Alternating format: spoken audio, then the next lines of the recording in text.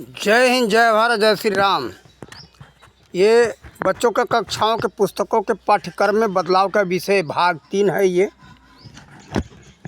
अब इसमें हम प्रत्यक्ष सामने पुस्तकों को दिखा करके आप लोगों को प्रमाण देंगे और इसमें हम बताएंगे कि कैसे हम बदलाव करेंगे। आप समाज के सभी लोग इस पर विचार करो, क्या उचित है या अनुचित है। अगर उचित लगे तो आप लोग समर्थन में कुछ इस पर अपना टीका टिप्पणी करना, जिससे कि हमको साहस मिले, समझ सकें, या जो न करने योग्य है तो बंद कर देंगे, नहीं करेंगे।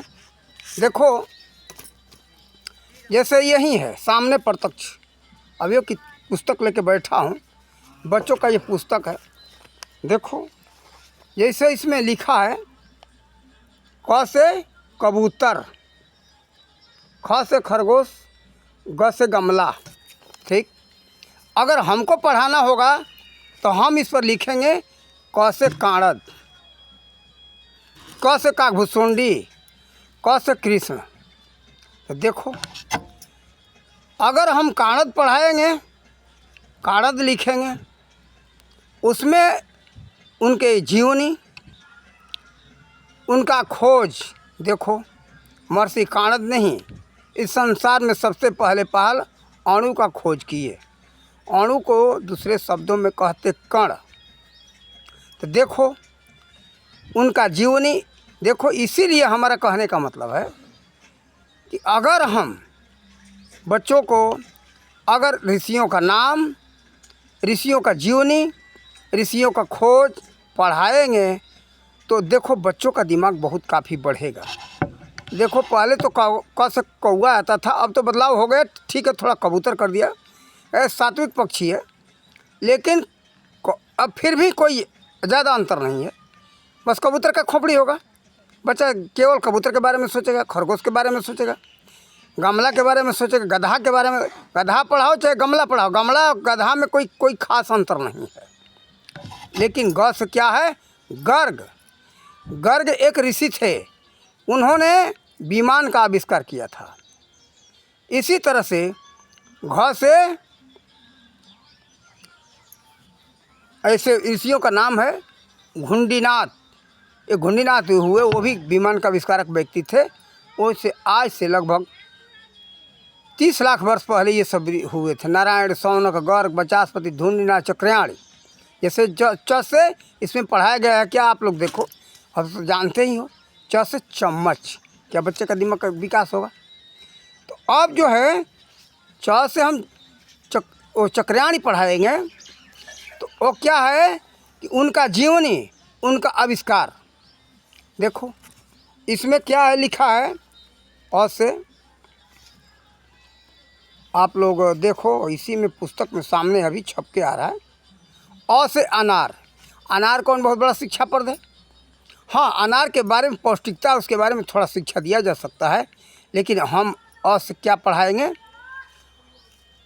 आर्यभट्ट, आचार्य चाणक्य। तो सोचो, विचारो। अब लोग सोचेंगे कि ये ऋषियों का नाम तो केवल पूजा पाठ तक सीमित रह जाएगा, कि विज्ञान, खगोल शास्त्र, अर्थशास्त्र कुछ रहेगा ही नहीं।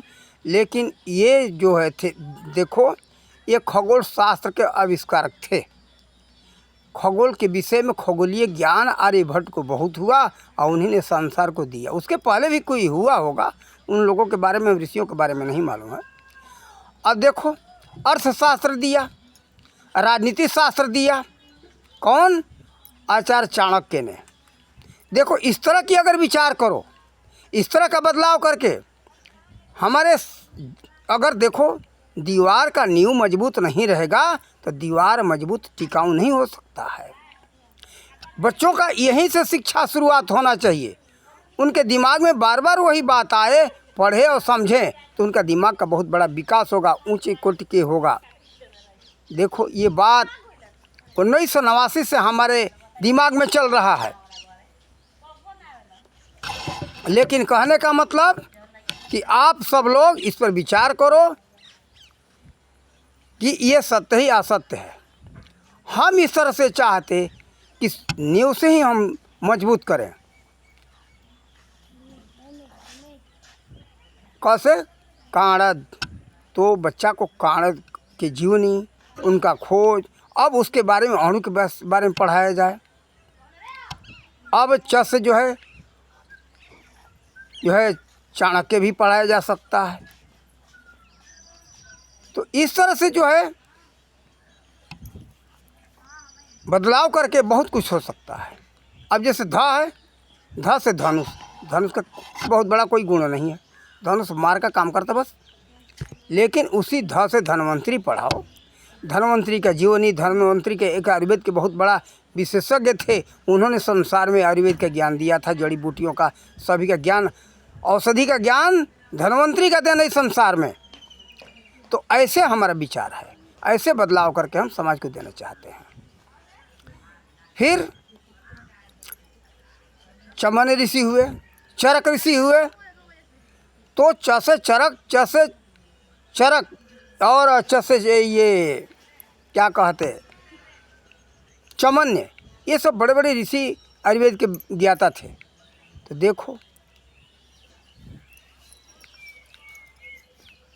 भ से भास्कराचार्य।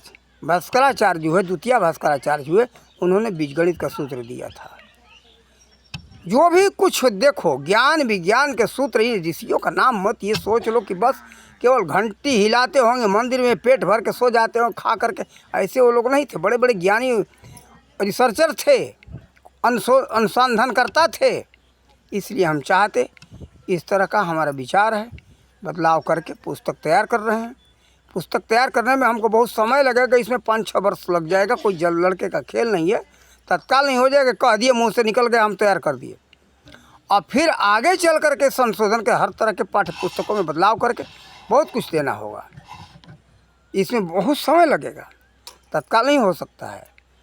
हाँ, इसमें बहुत बड़े अच्छे विद्वानों को हमें सहयोग लेना पड़ेगा, बहुत अच्छे अच्छे विद्वानों को सहयोग लेकर के ये कार्य होगा।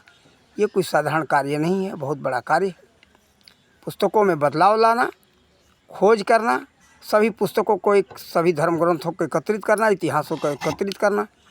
उसमें तो बहुत काफ़ी पैसे खर्च हो जाएंगे सभी पुस्तकों को एकत्रित करने में। उसके बाद उसके लेख के लिए इसमें बड़े बड़े विद्वानों को रखना होगा, कारण कि मुझे संस्कृत का ज्ञान नहीं है। सोच तो है हमारा, सोच करके सोच रहा हूँ कि बदलाव करूँ, लेकिन इसमें मुझे संस्कृत का ज्ञान नहीं। इसमें हमें संस्कृत के विद्वानों का सहयोग लेना पड़ेगा। इस तरह का बदलाव कर दिया जाए तो अवश्य ही हमारा समाज फिर वही हो जाएगा, ऋषियों का समय आ जाएगा। अरे शुरुआत से नींव अगर कमज़ोर कर दोगे, अब जो है कि च से चम्मच पढ़ाओगे, क्या बच्चे का खोपड़ी बढ़ेगा? क से कबूतर पढ़ाओगे, कबूतर की खोपड़ी। ग से गधा पढ़ाओगे, ग से गमला, बस क्या कर लेगा वो? शुरुआत से ही इसको मजबूत करो ना, जड़ मजबूत कर दो। जड़ मजबूत, नींव देखो, दीवार बनाते हो, कोई भी दीवार बनाते हो, दीवार बनाते हो, उसका नींव पहले मजबूत करते हो। नींव मजबूत रहता है तो दीवार टिकाऊ होता है। नींव मजबूत नहीं रहेगा तो आपका दीवार टिकाऊ नहीं होगा। इसीलिए हमारा विचार है ये बहुत दिनों से, लेकिन समाज के कारण आजकल केवल बस संक्षेप में, जिसको अंग्रेजी में कहते हैं शॉर्टकट, और शॉर्टकट में बस काम कर लो। शॉर्टकट के चलते हम परेशान हैं, इस विषय को हम दे नहीं पा रहे हैं, कोई स्वीकार नहीं करने वाला है। इनका हम बना करके रख देंगे। देखो जैसे रसोइया का काम होता है, अच्छा भोजन बना देना और उसका कोई उपयोग करे या न करे, बर्बाद हो जाए, कोई बात नहीं, रसोइया को संतुष्टि होगी कि रसोई बना दिया।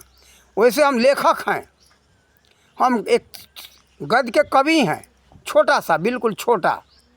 तो हमारा विचार है कि हम अपने लेख के माध्यम से समाज को ये दे दें और दे देंगे, समाज इसका उपयोग करे या ना करे उसका भाग्य जाने। हमारा कार्य है इसको लिख करके और रजिस्टर्ड करवा देंगे। अगर ये शरीर हमारा अभी 5-6 वर्ष 10 वर्ष रहा तो, और कारण कि 66 वर्ष हमारा चल रहा है, शरीर कहीं पूरा हो गया तो कुछ नहीं कर पाएंगे। अपना सोचा हुआ कुछ नहीं होता, परमात्मा का सोचा हुआ सब होता है। तो देखो, अगर कामयाबी अगर मिल गई और इसको लोग अगर अपना लिए तो अवश्य इस समाज का उत्थान होगा, दिमाग बहुत ऊंच कोटि का होगा, विकास होगा। इसलिए ऐसा हम सोच रहे हैं कि शुरुआत से ही ऐसा करो। सभी अक्षरों के ऊपर खोज करके ऐसा लिख करके तैयार करेंगे। फिर उसके बारे में उन विद्वानों का, उन जो ऋषियों का जीवनी, अब उनका खोज किया था वह विषय, फिर पूरा विषय पढ़ाया जाएगा। ये खोज था, ऐसे ऐसे था, अणु ये होते हैं, परमाणु ये होते हैं, परमाणु का उपयोग ये होता है, विमान ऐसे तैयार होता है। अब विमान के बारे में यानी हर चीज़ के बारे में पढ़ाया जाएगा। हम उदाहरण दिए सभी तरह के। अब खगोल शास्त्र के विषय में खगोल शास्त्र का विषय आ गया, खगोल शास्त्र पढ़ाया जाए। गणित का विषय है, सभी तरह का विषय, खगोल शास्त्र, अर्थशास्त्र, राजनीति शास्त्र, इन ऋषियों का ही देन तो था। देखो आज जो व्याकरण चल रहा है, व्याकरण बिना शुद्ध कोई भी शिक्षा नहीं हो पाता है, शब्दों का ज्ञान नहीं हो पाता है। देखो व्याकरण जो है इसी भारत के रहने वाले थे, उनका नाम था पाणिनि। पाणिनि ने जो व्याकरण दे दिया संसार को, आज वैसा व्याकरण कोई संसार में कोई लिख न सका। राजनीति शास्त्र इसी भारत के रहने वाले आचार्य चाणक्य ने जो लिख करके दे दिया संसार को, वैसा राजनीति शास्त्र कोई संसार में आज तक न लिख सका, कोई नहीं हुआ वैसा। लोहा माना जाता है। और जो भारत में आविष्कार हुआ विद्वानों ने किया है, वैसा कोई भी आविष्कार किसी देश में नहीं हुआ। अभी सुबह में हमने एक वीडियो में बताया था, अभी भी बता दे रहा हूँ। साफ प्रत्यक्ष प्रमाण दिल्ली के महरौली में कुतुब मीनार के पास जो लोह स्तंभ है, अब तो कुतुबुद्दीन आया, उसने कह दिया कि कुतुब मीनार तो हमने बना दिया, लेकिन उस लोह स्तंभ को कोई माई का लाल नहीं कहा कि हमने बनाया। उसको तो कोई कह के दिखा दे, कारण कि ये तो ईंटें और पत्थरों का बना हुआ है। तो मान लो ये ईंटें पत्थर का मीनार कोई भी खड़ा कर सकता है, बहुत बड़ा स्तंभ, लेकिन वास्तव में ये उस कुतुब मीनार में बहुत बड़ी विशेषता, उस विशेषता को हमने उस वीडियो में बनाया है। तो उसमें आप लोग सखी दर्शन सागर पर देखो तो उसमें पता चलेगा कि उसमें विशेषता क्या है। इस वीडियो में नहीं बताएंगे, लेकिन उस लोह स्तंभ के बारे में बता रहा हूँ। लोह स्तंभ आज तक कोई ऐसा नहीं बना सका, उसके बारे में कोई हिम्मत नहीं कहा कि भाई कहे, लोग कहेंगे करके दिखा दो, तो किसी के पास ऐसा क्षमता नहीं है जो ऐसा बना करके। अब तो भारत में भी नहीं, किसी के पास क्षमता नहीं है। हाँ, अब बरामीर के सिद्धांत से उस लोहा का खोज करे, उस लोहा को बनाने का सीखे, तब जा कर के वैसा लोहा कोई तैयार कर सकता है। कि 2000 बरस पहले से है, वो लगभग 2200 वर्ष पहले से वो सम्राट अशोक के समय में बना था और बरामीर ने बनाया था, उन्हीं के आविष्कार किया हुआ लोहा वो है। तो देखो वैसा लोहा, उसी का बात चलता है इतिहास में कि भारत का लोहा पूरे विश्व के बाज़ारों में सोना के भाव बिकता था। यही कारण था, कारण कि उसमें जंग लगता ही नहीं कभी। और कैसे वो बनाए वो लोग, तो देखो इसलिए भारत का जो है विज्ञान को विश्व के लोग लोहा मानते हैं। इसीलिए हमारा विचार है कि उन ऋषि महर्षियों के खोज के बारे में पढ़ाएं, हमारे बच्चे पढ़ें, ताकि वैसे ही विद्वान बने, बुद्धिमान बने, जगत में कुछ कर सकें और समाज को कुछ दे सकें।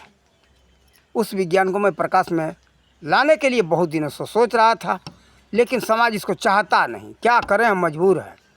कारण कि देखो आज एक ही बात में उल्टा नहीं है, हर बातों में उल्टा है। दूध रख दो बाज़ारों में, दूध बिकता नहीं है। शराब वहीं बगल में रख दो, शराब लूट लेंगे लोग।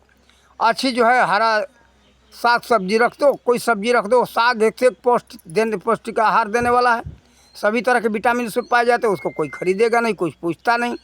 मांस रख दो, सड़ा हुआ मांस लूट हो जाता है। कोई अच्छी मिठाइयाँ रख दो, खोए की बनी हुई, इसको पूछता नहीं है कोई, लेकिन वहीं मांस शराब तुरंत लूट पड़ जाता है। ये समय उल्टा चल ही रहा है। तो देखो, लेकिन ये हानिकारक है। सभी जो उल्टा कार्य, जितने पहले से जो उल्टा कार्य हो रहे, सब हानिकारक है। ये देख लेना, समझ लेना, विचार कर लेना। और पुराने पद्धति पर सबको आना पड़ेगा, तभी मजबूती आ सकता है, कुछ बन सकते हो, कुछ कर सकते हो, नहीं तो कुछ नहीं कर सकते हो। जैसे हो वैसे गधा के गधा बन के सब लोग रहोगे। तो अभी जो कुछ इस समाज के अंदर स्थापित हो रहा है उसी प्राचीन विज्ञान के आधार पर ही चल रहा है। कोई नया कुछ खोज आज का नहीं है, ये सब कुछ खोज पहले का ही है। उसी के आधार पर खोज करके आविष्कार करके नई नई पद्धतियाँ लेकर के लोग आ रहे हैं, धीरे धीरे आगे बढ़ रहे हैं, लेकिन उस पर आना ही पड़ेगा। अभी कोई ये ना सोचे कि ये आज का नया चीज़ है, नया विज्ञान है, नया नहीं है, वही पुराना है। अभी तो बहुत कुछ खोज करने को बाकी है। जैसे देखो, और भी कई वीडियो में बता चुका हूँ, इसमें बता दे रहा हूँ। जैसे विमान को है, पहले ये सूत्र था विमान में, ऐसा एक यंत्र लगा रहता था कि आकाश में चलते हुए जहाज़ को गायब कर दो, छिपा दो, पता नहीं चलेगा कहाँ जहाज़ गया। दुश्मन चाहे देख कर के नीचे से मार दे, कुछ नहीं कर सकता वो, दिखाई देगा ही नहीं, करेगा क्या वो। फिर जो है उसमें और भी यंत्र था, कोई पीछे से चाहे कि जहाज़ से जाकर के हमला कर दे तो पीछे वाले जहाज़ को जला दे, उसमें भी ऐसा यंत्र था। स्विच दबाए, एक जो है किरण निकला, पीछे वाले जहाज़ को जला दिया। अस्तबद्धक यंत्र था, बेहोश करने वाला, अस्तबद्धक माने बेहोश करने के यंत्र था। स्विच दबाया, पीछे जहाज़ में नली लगी रहती थी, उस नली से गैस निकला, पीछे वाले जहाज़ पर लगा और सभी लोग बेहोश हो गए। तो जिस विमान में, जिस जहाज़ के अंदर ड्राइवर बेहोश हो जाएगा, उस विमान का क्या हालत होगा, विचार करो। तो ऐसे ऐसे यंत्र थे। अभी हमारे विज्ञान को बहुत आगे कुछ बढ़ना है। लक्ष्मण रेखा को देख लो, लक्ष्मण जी ने जैसा रेखा खींचा था सीता के विषय में सुरक्षा के लिए, अभी उस पर खोज चल रहा है। देखो क्या था, कोई